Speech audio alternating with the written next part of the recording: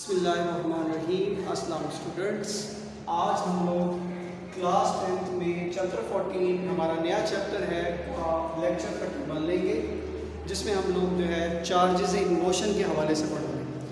आप लोग जानते हैं कि हमने इससे पहले 13 चैप्टर में चार्जेस एट रेस्ट के बारे में पढ़ा था और उसको हमने स्टैटिक इलेक्ट्रिसिटी कहा था।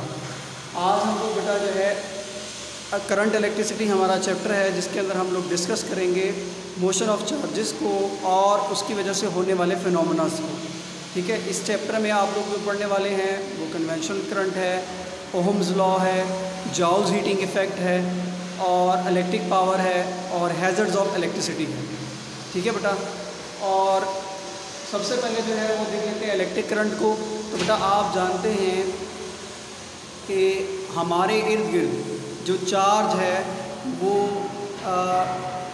एटम्स के अंदर होता है और वो एटम जो है वो न्यूट्रल होते हैं, और न्यूट्रल होने की वजह से उनकी जो आयनिक यानी कि जो इलेक्ट्रोस्टैटिक फोर्स ऑफ अट्रैक्शन है न्यूक्लियस की चार्जेस के ऊपर, वो बहुत ज़्यादा स्ट्रॉन्ग होती है, जिसकी वजह से उसके अंदर से चार्जेस को निकालना और उनको मूव कराना एक मुश्किल काम है। ताहम कुछ मेटल्स में फ्री इलेक्ट्रॉन्स भी होते हैं, जो फ्री इलेक्ट्रॉन जो है बहुत ईज़िली एक जगह से दूसरी जगह मूव कर सकते हैं। इसके अलावा सॉल्यूशंस के अंदर क्या होता है कि इलेक्ट्रोलाइट में जब एक केमिकल रिएक्शन होता है तो उसमें पॉजिटिव और नेगेटिव चार्जेस बन जाते हैं, और उन नेगेटिव चार्जेस की वजह से भी करंट फ्लो करता है। तो अगर इन्हें कोई इलेक्ट्रिक फील्ड अप्लाई करवा दिया जाए, जैसा कि इलेक्ट्रोलाइसिस के प्रोसेस में आपने पढ़ा हुआ है,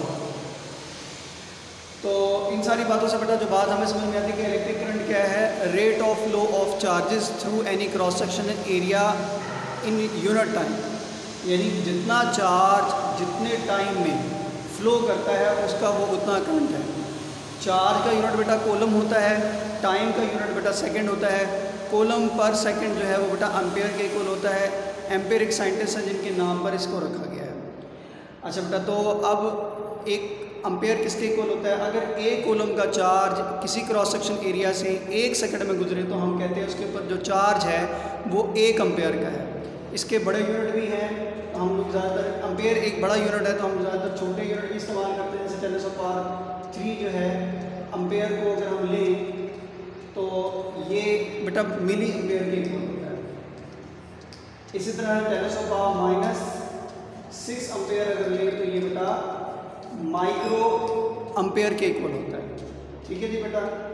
अब बेटा ये है कि बैटरी एक सोर्स ऑफ इलेक्ट्रिकल एनर्जी है। आप बैटरी में क्या होता है, बेसिकली एक केमिकल रिएक्शन होता है, और उस केमिकल रिएक्शन के नतीजे में क्या होता है कि बैटरी अपने अंदर के पॉजिटिव और नेगेटिव आयंस को, जो कि मैं थोड़ा सा भी पहले बात बताई थी, मैं थोड़ा सा तफसील से बता देता हूँ, को सेपरेट कर देती है। इन सेपरेशन ऑफ चार्जेस की वजह से क्या होता है, एक पोटेंशियल का डिफरेंस क्रिएट हो जाता है, और अगर आप कोई कॉपर वायर या कोई कंडक्टिंग वायर बीच में लगा दें तो उस कंडक्टिंग वायर की वजह से क्या होता है कि उनके अंदर एक करंट फ्लो करना शुरू कर देता है। अब ये करंट जो फ्लो हुआ है ये पोटेंशियल डिफरेंस की वजह से हुआ है, तो ये हायर पोटेंशियल से लोअर पोटेंशियल की तरफ आपकी इलेक्ट्रिकल एनर्जी यूज़ हो जाती है, यानी कि इलेक्ट्रिकल पोटेंशियल एनर्जी। अब ये जो बेटा इलेक्ट्रिकल पोटेंशियल एनर्जी यूज़ होती है, ये क्या करती है, ये चेंज हो जाती है in the form of electricity से हीट, लाइट और साउंड, ETC वगैरह बहुत सारी फॉर्म्स में कन्वर्ट हो सकती है। लेकिन ये देख लीजिएगा और ज़हन में रख लीजिएगा बात कि चार्जेस जो हैं वो यूज़ अप नहीं होते, वो सेम रहते हैं। तो अब बेटा अब क्या बात हमारे सामने आई, मेटल्स में जो है चार्जेस फ्लो करते हैं ड्यू टू फ्री इलेक्ट्रॉन, यानी नेगेटिव चार्जेस की वजह से, और इलेक्ट्रोलाइट में पॉजिटिव और नेगेटिव दोनों चार्जेस की वजह से फ्लो करता है। तो अब बेटा इसके बाद एग्जाम्पल देखिए 14.1 में क्या कह रहा है कि अगर एक 0.5 कूलम का चार्ज जो है वो एक वायर में 10 सेकंड के लिए गुजारा जाए तो बताएं उस वायर में से कितना करंट गुजरा। तो बेटा अभी हम फार्मूला पढ़कर आ रहे हैं, I = Q/T।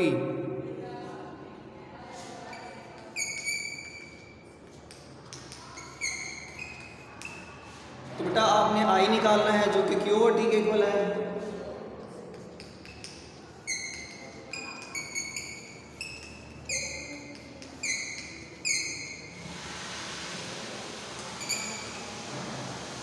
तो बेटा ये आपके सामने 0.5 एम्पेयर निकल आया, जो कि अगर आप मिली एम्पेयर में कन्वर्ट करना चाहें तो पावर -3 यानी 50 में कन्वर्ट हो जाएगा। देखिए यहाँ पर एक डिजिट बनता है, यहाँ पर और एक अगर और करें तो -3 में आता है, यानी कि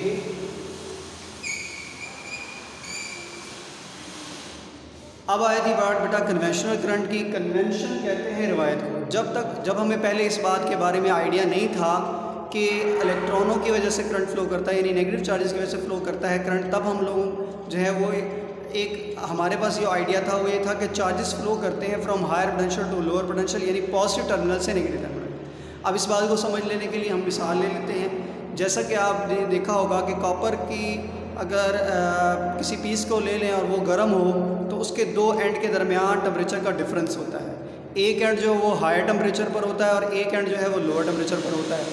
हायर टेम्परेचर से लोअर टेम्परेचर की तरफ जाते फ्लो हीट का इसलिए होता है क्योंकि वहाँ पर टेम्परेचर का एक डिफरेंस होता है, इसलिए हायर से लोअर की तरफ जाने में अपनी एनर्जी को लेवलाइज करने के लिए वो एनर्जी हायर से लोअर की तरफ मुंतकिल होती है।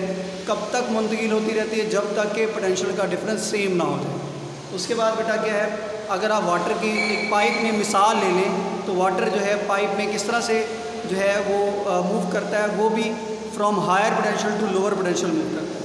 तो इसी तरीके से बेटा करंट भी जो है वो from higher potential to lower potential move करता है। तो ये जो करंट का from positive terminal of the battery, और हम आमतौर पर क्या करते हैं, बैटरी के जो पॉजिटिव टर्मिनल है उसको हाई पोटेंशियल कंसिडर करते हैं और बैटरी के नेगेटिव पोटेंशियल को लो कंसिडर करते हैं, क्योंकि जैसे मैथमेटिक्स में भी पॉजिटिव वैल्यू जो है हम लोग बड़ी समझते हैं और नेगेटिव वैल्यू को छोटा समझा जाता है। इसलिए करंट जो फ्लो करता है from positive to negative terminal of the battery due to flow of positive charge carrier को हम कन्वेंशनल करंट कहते हैं। अगर इलेक्ट्रॉनिक करंट की बात करें तो वो इसका उल्ट हो जाता है, वो due to negative charge carrier की वजह से होता है, यानी कि फ्री इलेक्ट्रॉन्स की वजह से।